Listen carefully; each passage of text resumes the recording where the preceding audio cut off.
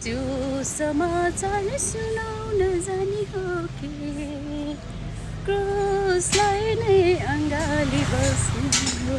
यसरी लखर लखर यति पोल्ने गर्मीमा म हिँड्दैछु सुसमाचारको लागि। यति धेरै पसिनै पसिना भएको छ गर्मीले। ओहो ल हेर्नुहोस् त, त्यहाँबाट अगाडि गएँ, त्यसपछि त बालाजु चोकमा ठुलो पानी छ फेरि। ओहो बर्खाको मौसम कतिखेर कहाँ चेन्ज हुन्छ थाहै हुँदैन। अहिले चाहिँ फेरि म यहाँनिर छु, यहाँ यो धर्मस्थलीको प्रहरी चौकी नजिकैको पुलनिर। त्यसपछि दिदी मलाई लिन आउनुभयो, म दिदीसँग लखर लखर लखर हिँड्दैछु। यहाँको यो कर कार्यालय अनि पछि यहाँ के रहेछ उहाँ सरकारी ठुलो अफिसहरू।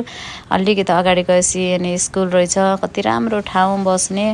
अनि दिदीले मलाई लिएर जानुभयो, दिदी चाहिँ यहाँ स्कुलमा काम गर्नुहुँदो रहेछ। अनि त्यहाँबाट दिदीको घरमा सरर गयौँ अनि प्रार्थना सङ्गति भयो। त्यसपछि मिठो खानपिनपछि फर्किँदै